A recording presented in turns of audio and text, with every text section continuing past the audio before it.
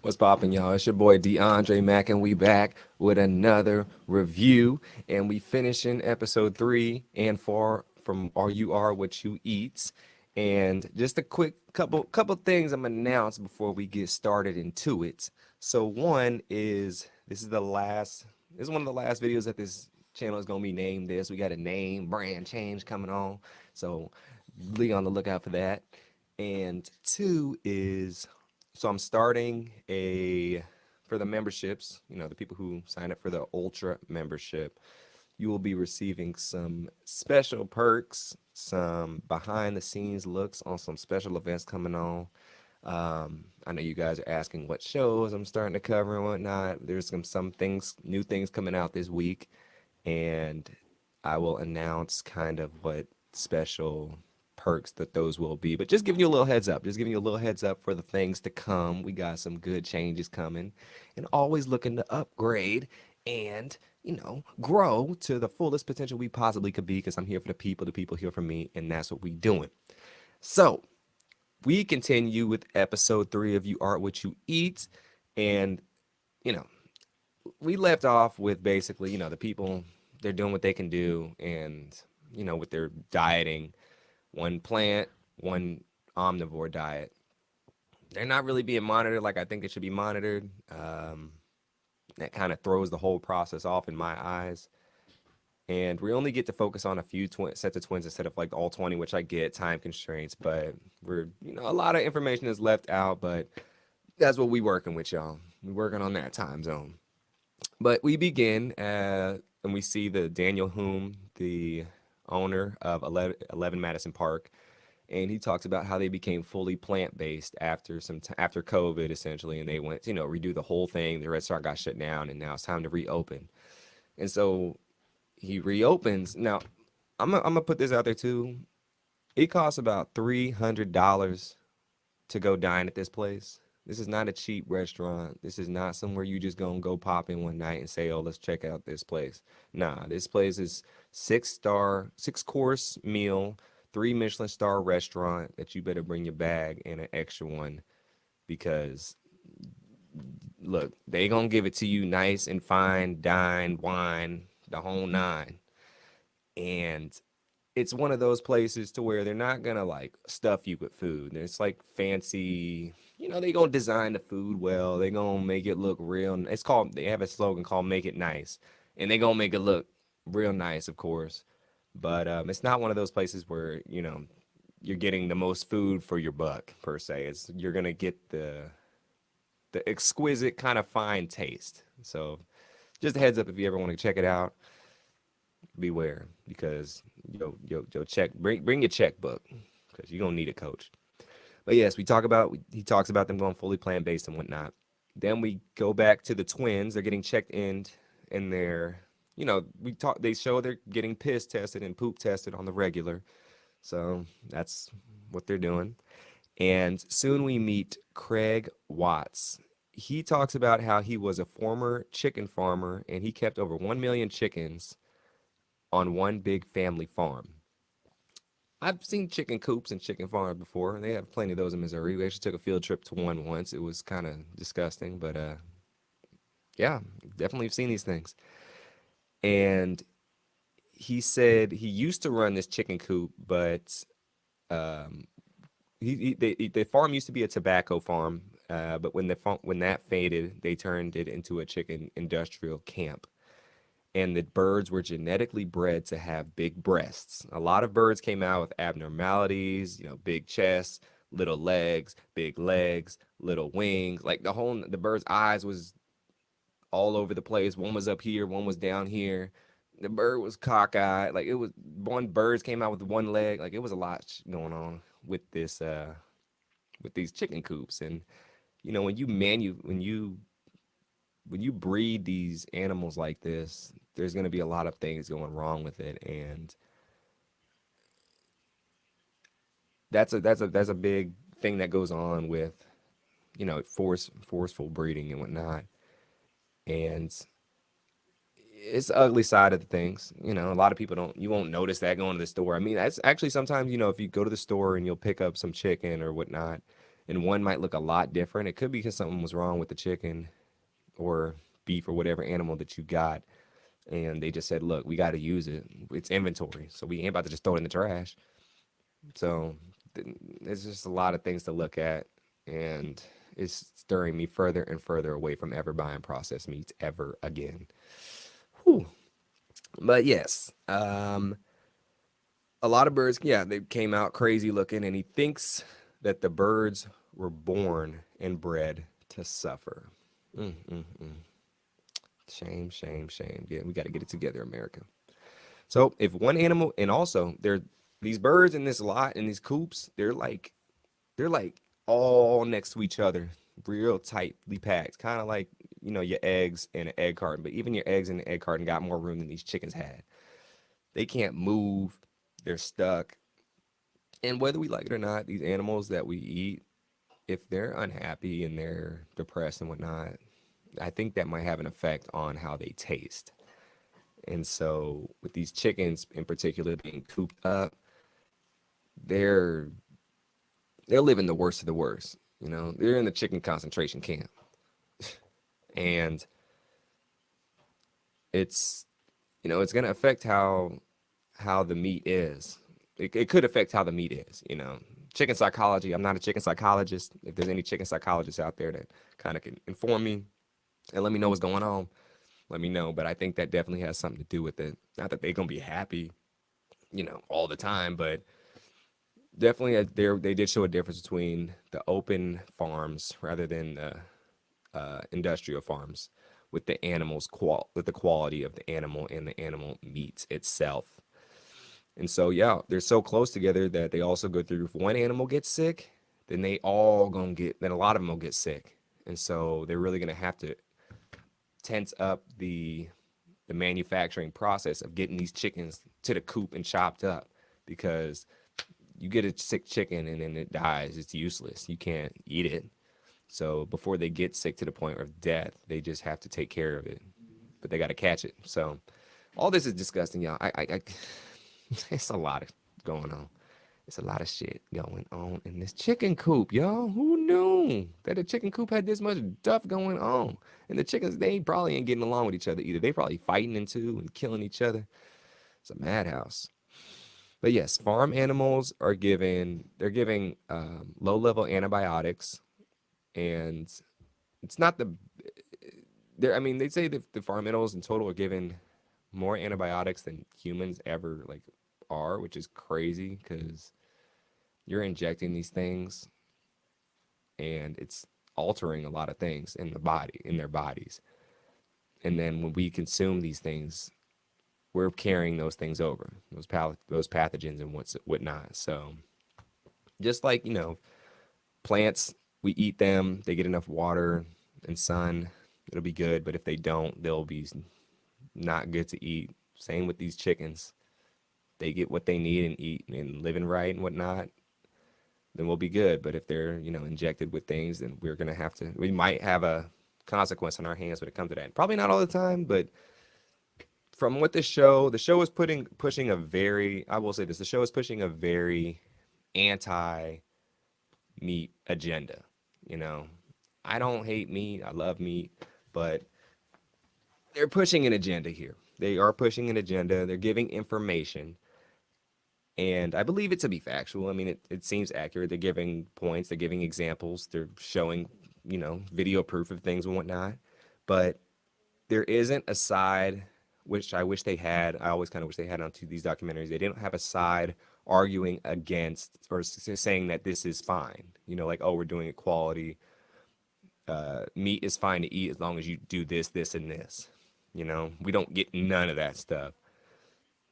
I'm sure there's somebody who can advocate for that side of things. It's always look good to look at two sides of the picture, but we don't really get that. So that is what it is on that. But yes, the labels when you buy them, they say that they're very misleading. Free range, so that if you see on the labels of the cartons, boxes when you buy your food, it can say free range. Well, free range can mean 8 by 6, 8 by 6 centimeters, or it could mean like just that. That could be the limit. So they don't put how much free range that they actually have. They just say free range, which is, that's the government job. I mean, look, they gonna hide as much as they can because they don't want the people to know the truth behind a lot of these things. So if you can buy from your local farmer, do that because those people were more trustable than buying this, high industrial manufactured corporate food. And all they give those at the fast food restaurants mostly, McDonald's, Chick-fil-A, all that stuff. Even the farmer Craig said he didn't ever eat his own chickens off the farm because he was just disgusted on how they were living and disgusted on how the process was of, you know, getting them bread and then, the living quarters that they had to do. It was just not it was not his cup of tea. So he's like, look, coach, I'll pass and I'm gonna get Johnny's chickens down the range, man. He got it better than me.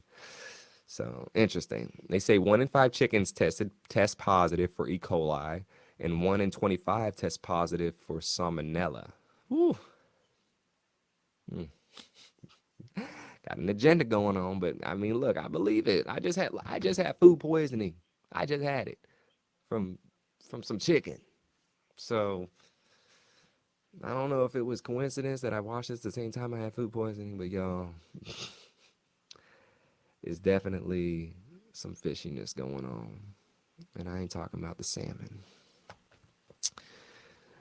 We see Carolyn and her sister, the 2 older Asian twins, are asked to prepare a chicken, but it's secretly to see if they are spreading pathogens or not. And so they put them in this kitchen to cook. Like they tell them, "Oh, can you make us some chicken breasts and whatnot, and some other side dishes?" And they're like, "Okay, we'll do it," but they don't tell them that they're secretly watching to see if they're spreading pathogens and germs and whatnot. And before the girls even get in there, they like put the chicken in this stuff that can track to see if it has E. coli on it or some kind of germs and whatnot. Very interesting. Now, this is a little sketchy because when they got in there, they was doing they're like, oh, okay, like, let's make sure everything's clean. Let's make sure, we got all our stuff. Why would they say these things if they had no idea that they were going to be filmed secretly? Who just says, oh, let's just make sure everything's clean out loud instead of just cleaning it? You're saying things out loud that makes it sketchy and suspicious. So I definitely think they put a lot of hot sauce on that chicken, and production might have slipped them a few words like, hey, look now, you might just want to clean everything extra, make sure everything's clean. And they would have gave them that little tidbit to be like, okay, we know what time it is. Silly.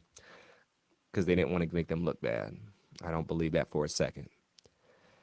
But yeah, they're cleaning heavily, more than I've seen most anybody clean the kitchen before they start cooking. So that was cap. Now, they clean heavily, and the guy's telling them this. So they get this food together. They start getting and whatnot, and they finish it up. So the guy comes in that tells them, "Hey, can you guys cook us up something?" And he's like, "Oh, we've been secretly watching you to see if you were spreading pathogens." And they're like, "Oh my gosh, like what?" And their reactions don't seem sincere on that either. It seems a little dry, little fake to me.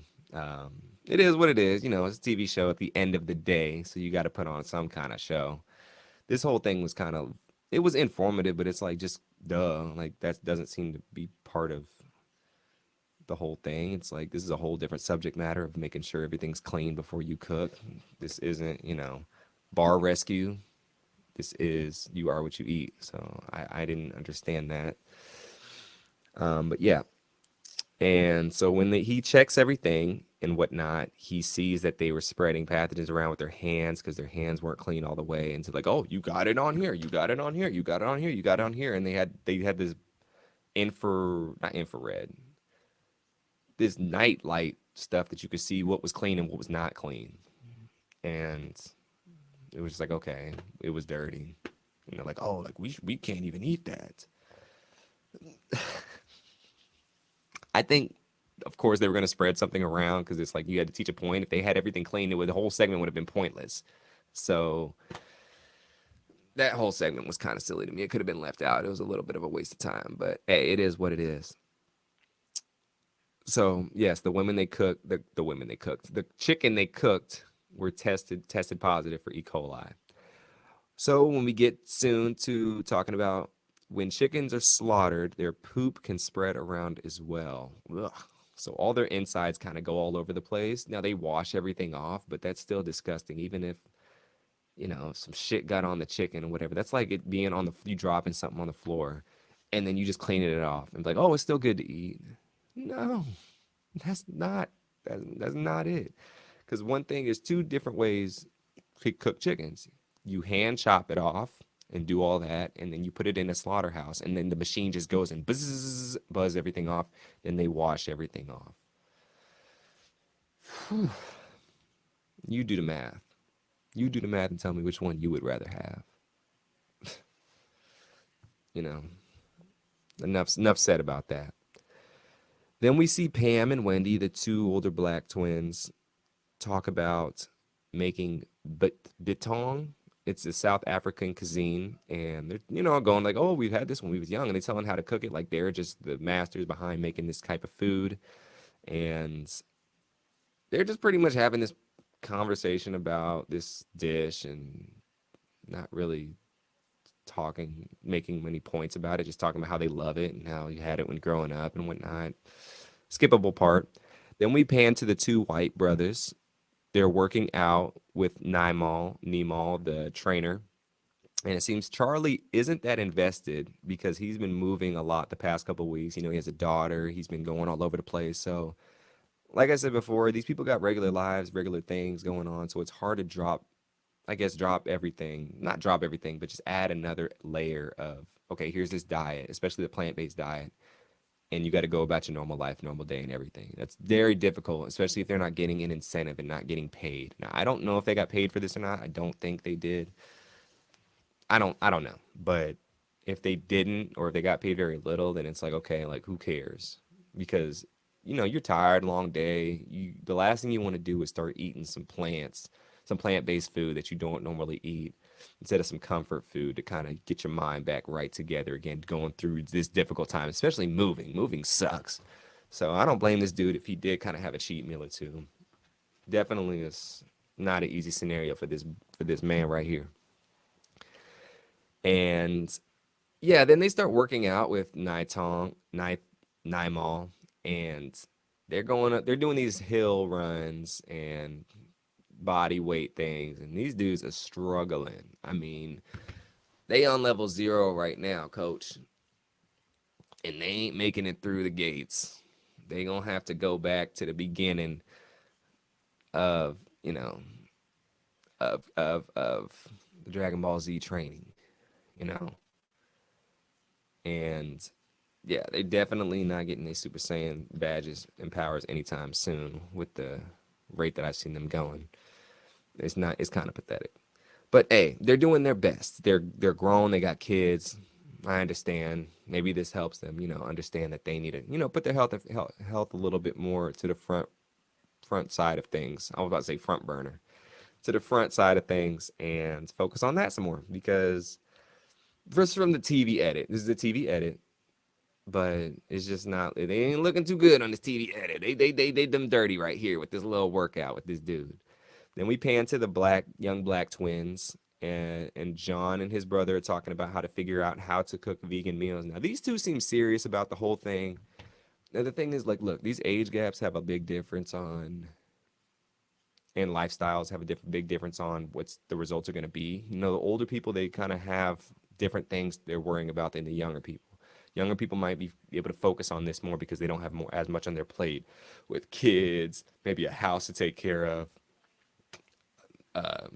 old adult responsibilities. These dudes look like they're probably like 23, 24, so they might not have as many things to focus on. So like, oh, okay, we'll do this and we can follow it to a T. But they're definitely taking it serious, and they're talking with each other and then with some family members to figure out how they're gonna make these vegan meals and what we can cook and whatnot. And we find out that there are a lot of plant-based recipes online and way more options than there were even 10 years ago, which is facts. Everywhere I go, There's like, oh, plant this, plant-based this, plant-based that, grass-fed this, grass-fed that. When 10 years ago, it was like grass-fed. Who's grass-fed? You grass-fed? What does that even mean? So definitely it's good to kind of, especially, I mean, I live in New York, so you can find a plant-based store all around every corner, But in Missouri, where I'm from, it'll be a lot more difficult. So definitely depends on where you are to be able to find kind of something that works for you. Because there's a lot of stuff that it'll taste like meat, but it's not meat. But it just depends on certain places. Some places better than others. So check out your spots around your corner. Just check it, give it a chance. Give it a chance. I ain't gonna say go vegan, but just give things a chance. Give things a little bit of a chance, and it'll pay. These little dividends will pay hefty when time goes along. So just think about it, because I'm doing it myself. So majority of African Americans are experienced the hardest hit when it comes to getting access to healthy foods due to a food apartheid. And yeah, most places in African Americans live have limited access to quality, healthy food. So typically, like it's changing now, but most African Americans live in near inner big cities, Kansas City, Minneapolis, Detroit, New York City, Atlanta. And in the community, in the black community, healthy vegan options really is not on anyone's mind ever, I would say. I mean, you're getting soul food, you're getting fried chicken, you're getting macaroni and cheese, you're getting collard greens and chitlins and a lot of food with a lot of grease and hefty food. And that's a very cultural thing, but I think it's the most unhealthy food. Our soul food is probably a big reason why a lot of African Americans are obese and overweight in America, because we're sticking to this thing that we've had for generation after generation. But it might be time for a change, because ultimately it's not good for us. Now, I'm not saying get rid of it altogether. It's fine to have, soul food every now and then, fried chicken and whatnot. But all the time, some people literally eat it all the time, and it shows. It definitely shows. But people kind of take pride in that, you know. I, and it's just time to kind of wake up a little bit. I think this TV show, honestly, whether it has an agenda or not, needs to be shown in a lot of inner city schools, and kind of just really show the big transparency and what's actually going on when it comes to the type of foods that our culture should be consuming and whatnot, because it's very dangerous and it's very eye-opening. And I always try to advocate for healthier foods, but when it comes to cultural things, it's very difficult, but it has to start somewhere. And you got to start with the youth, man, and then hopefully that trickles down after some time, and then maybe even trickles up to the parents, but it's got to start somewhere. Black people in the U.S. have the highest rate of death due to diabetes in the U.S. Same thing as I was just saying. It contributes back, all the food you can get at KFC, Popeyes, those greasy ass foods. You got to limit yourself. You can't just go crazy with it buffet style and eat till you can't walk no more.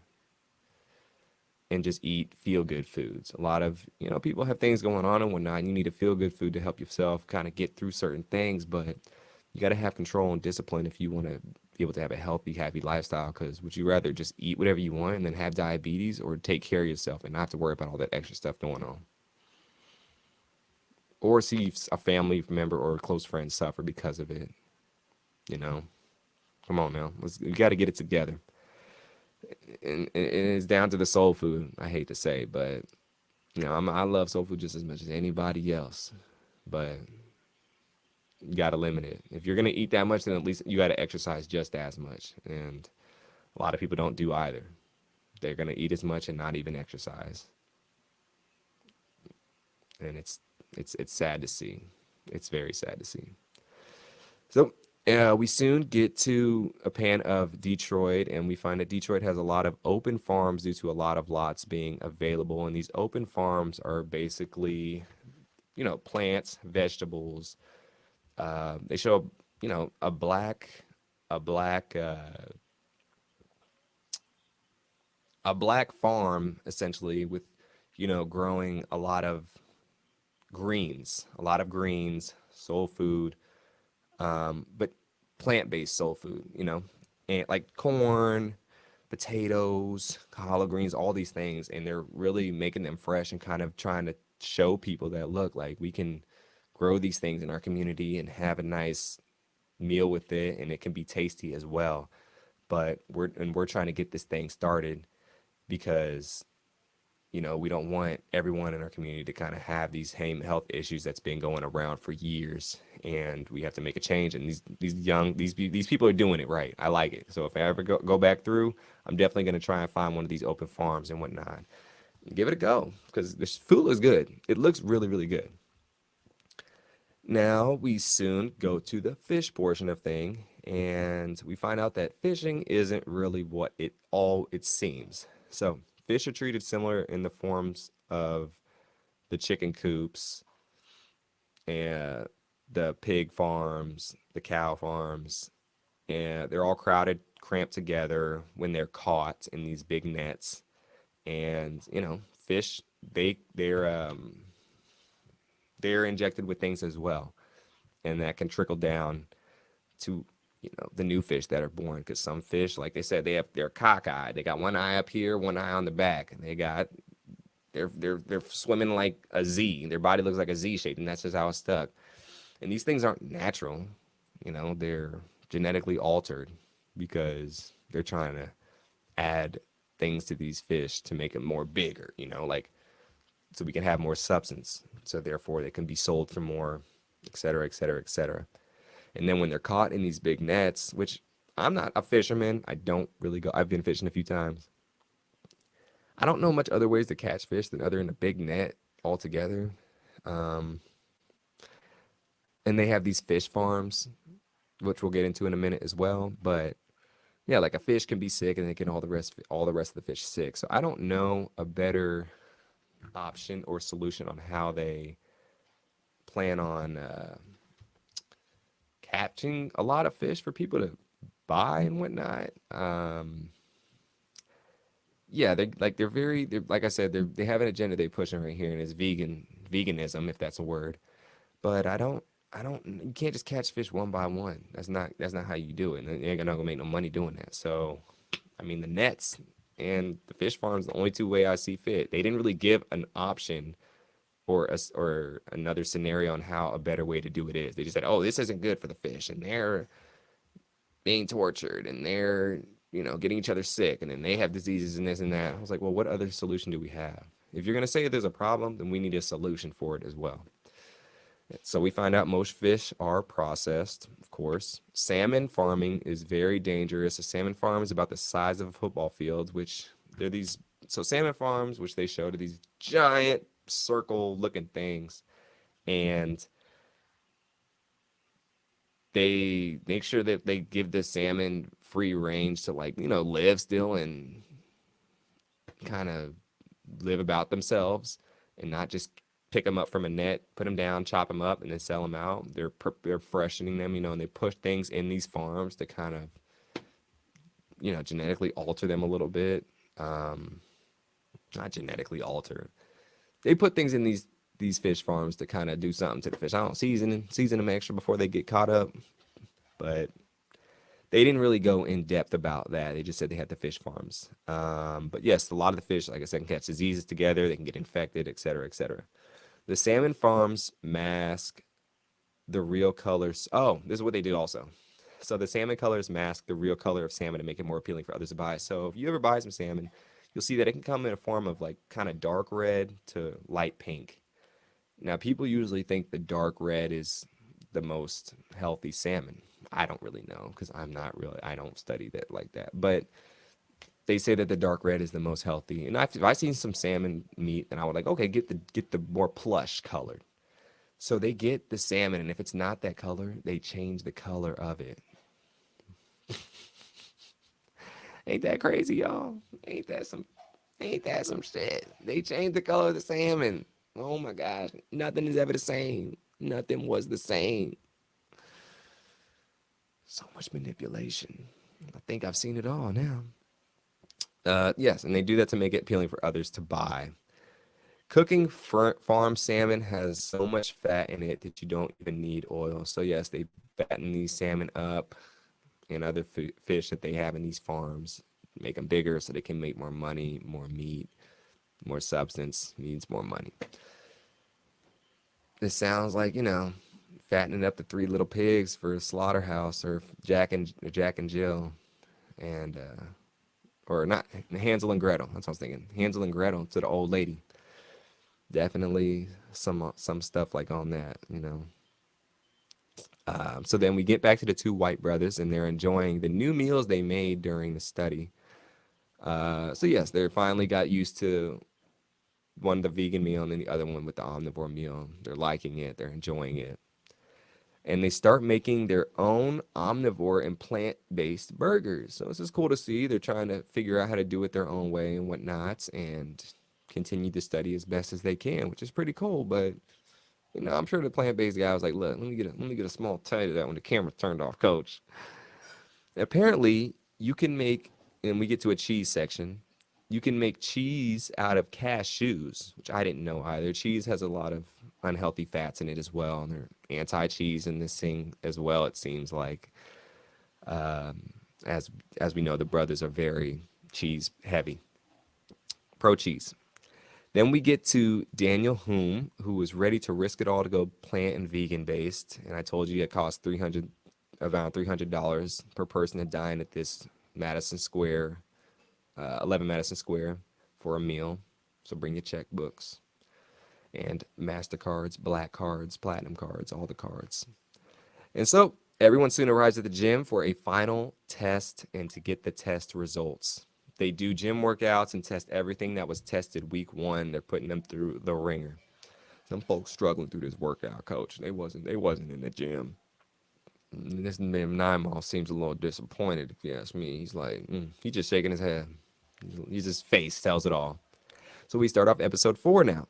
And so we find out that there is a bodega in Brooklyn that is plant-based and everyone loves it. And so I'm gonna check out this bodega. I didn't get the name of it because they keep running through things real quick. But yeah, I'm gonna check it out.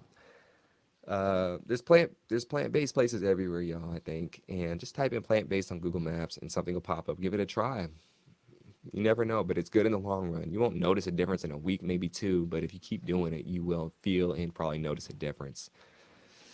So we find out that the twins, they're doing their last measurements, as I said, and we start learning about people making vegan meat. And mushrooms are a great substitute because they grow so fast. Now, here's my personal opinion on mushrooms. I've had mushroom burgers before. I used to work at this place where they sold plant-based everything, and then mushroom and tofu was an option. I've had mushrooms. I think it's more of an acquired taste thing. I don't think you just start eating mushrooms and like it. I think you really kind of just got to go with it and just take your time. I'll give mushrooms a more chance. I just always got nervous because of like, when I think of mushrooms, I think of grown in the weeds, and I think I've seen a lot of wild mushrooms, of course. And I just think that you could get sick. So maybe that's just a me thing, but I'm gonna try and give mushrooms more of a chance. If I seen some mushrooms as a side dish, I'm gonna order it. They aren't bad. They just don't really have any kind of taste to them to me. If you're a mushroom aficionado, put me on game with some good mushroom places in New York. I'll try it. I'll give it a try. Mushrooms is the one food where I see and I'm never appeased and want to go for it. I'm kind of just backed up in a corner and I'm looking every other way but the way the mushroom is. But there's other kind of mushrooms I'm willing to try. But I'll try all kinds of mushrooms, y'all. Yes. We find out that the cow is the most inefficient food production in the world because it takes so much time. So, it's inefficient. It's kind of drawn back. It's a thing of the past, they're trying to say, and we need to move on and move forward with something different and a better food production system other than these cows.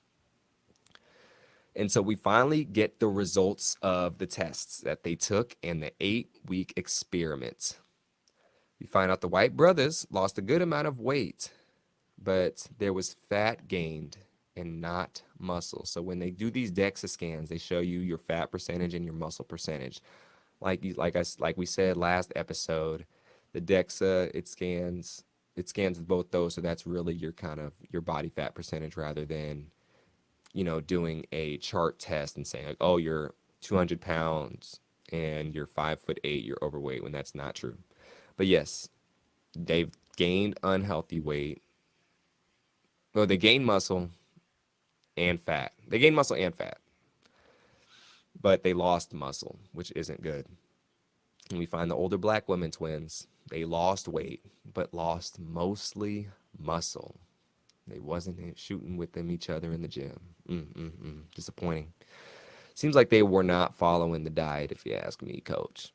Now we see the older Asian Filipino twins. They both lost weight, but the omnivore diet had better results on this one. Interesting.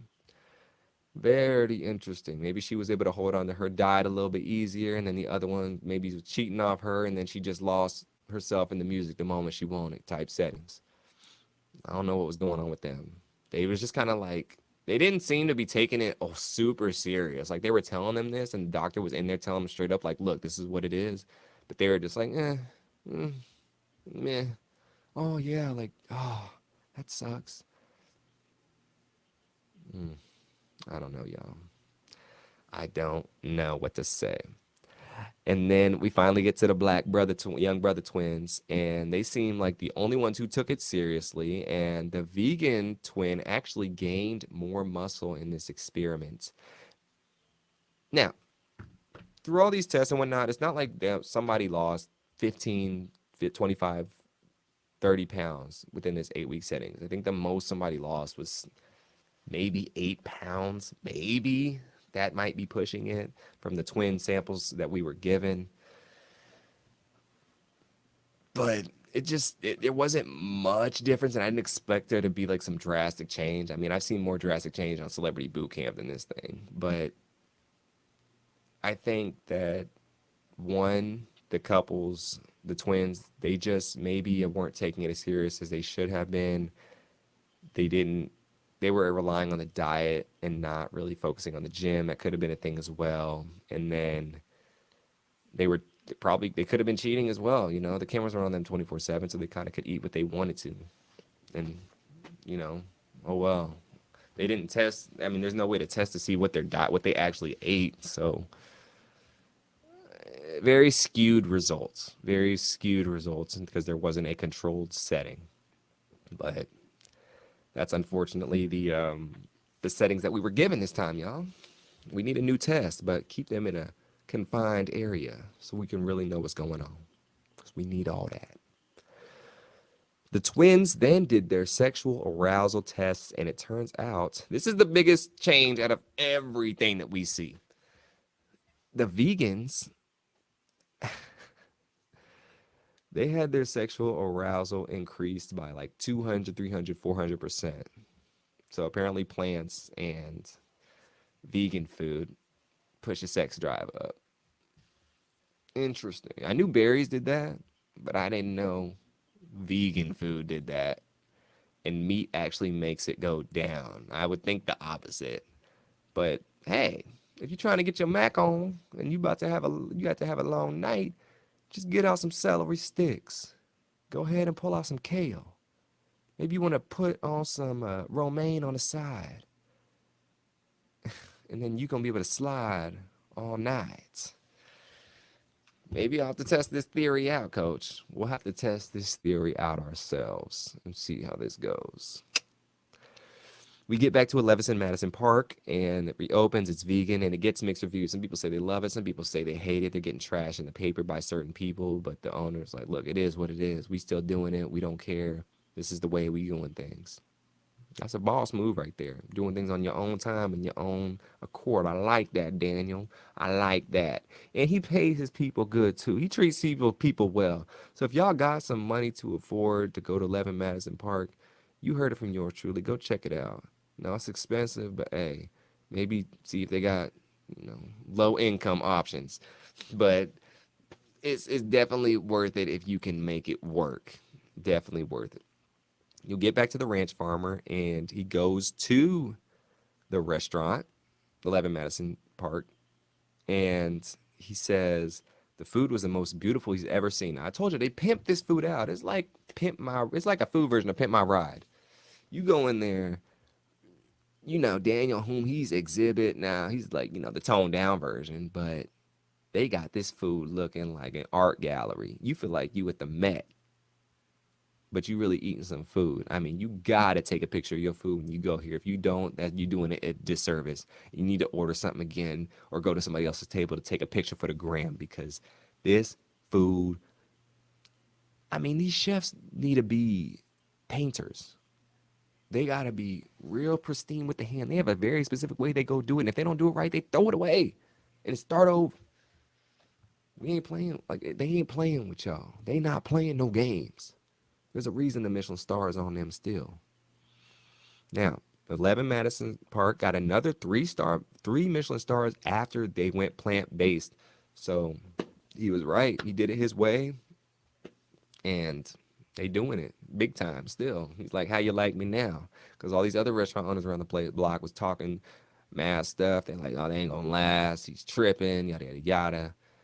He's like, what's up? What's up? Forks up. You want some quiche with that, player? He was talking big. He was talking big shit after that. We go back to the chicken farmer we met earlier, and soon we find out that he doesn't have the chicken farm anymore. He traded it in for a mushroom growing farm, which is pretty cool. It looked pretty cool. I felt like I was in the Matrix when he opened this storage container unit. It was all white, and then he opened the door to the mushroom where the mushrooms growing. And I hope it's doing well. I don't know how well it's doing, but it looked pretty dope. And that's cool that he turned everything around and kind of is doing this new thing. So definitely lit.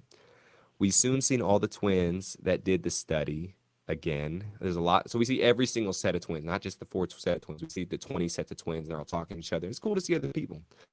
I see why they didn't pick certain people. It's kind of more of an aesthetic, demographic based thing for who got TV time and who didn't for this experiment. And that'd be messed up if some people was filmed the whole time, but they was cut from the final thing, which I think actually is something that could have happened too as well. But hey, that's showbiz, y'all. That's showbiz.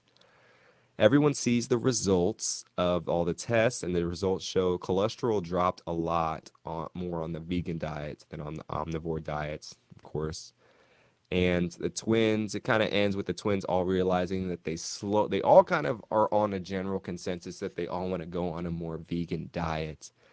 And, they go through a couple montages and then that kind of ends after that. So that was You Are What You Eat, episode 3 and 4 to finalize out this series, ladies and gentlemen. Now, my final thoughts on this was it was informative. They were pushing towards a certain direction on what they wanted and what they were pushing for.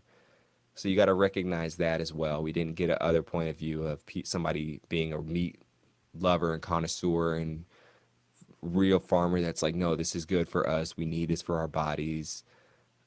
It helps us. It's the circle of life settings. Because I mean, certain animals can't really go vegan. And what are we going to tell them? Stop hunting your prey because it's not good for your bodies. So I definitely kind of wish we got another point of view on these things, but we did not. But yes, a lot of information was good. I definitely was appreciated the show, kind of the transparency on what actually happens when we consume certain things and certain effects that can go down, and then actually how a vegan diet can be just even better for us overall in our long-term health. I mean, the biggest thing for me is the two cities that were next to each other, and one had a life expectancy of 10 years longer than the other. That's a big deal. That's a big deal. And the other big thing for me was just the way that the chickens and the cows and the pigs were kind of kept. I mean, I knew that they were living in not great situations because I mean, I've seen Chicken Little, I've seen Go Chicken Go, I've seen the TV shows and the cartoons. If y'all don't know what I'm talking about, look it up. But seeing it like that in 2024, I'm just like, wow, this is disgusting. and all the little things that get inside. But at the same time, you can be just as healthy, if not more, seeing Nemo swole as hell on a vegan diet. You know, I was thinking vegans usually kind of like have a cross country type of build or maybe like a more slender build, but that's not all the way true. And some things that I thought are not what I think they were, are not what they aren't what I thought they were. And it's a lot of good information, a lot of skewed information, but at the same time, it was definitely helpful and encouraging to kind of get a different point of view on some things because I'm not vegan, I never pro vegan, anything like that, but definitely I actively see what good effects there are too. And I find myself even today going to stores and looking at meat options and just not even being appeased by it really. I'm looking away. I mean, I was at Popeyes earlier today doing an audit and I just wasn't my mouth wasn't salivating like it used to. I don't know what's going on. Like I was looking at it and it still had that golden crisp look and smell and feeling, but I just didn't want it like I used to. So maybe I am transferring over to the vegan side. They got me over, doing Jedi mind tricks on me or something after this, but definitely it's a good watch, y'all. I definitely think you should check it out. I'd give it about a 7.5, 8 out of 10. It was more informative than anything. It's not really entertaining per se. Like it's not super exciting to watch. It's more if you're trying to like understand and learn something. So educational ways is good ways to go. Another form of reading per se. But yeah, I appreciate y'all joining me on this last recap of You Are What You Eat. And we got some good ones on the way, y'all. So stay tuned. Appreciate y'all. Peace and blessings, and have a wonderful rest of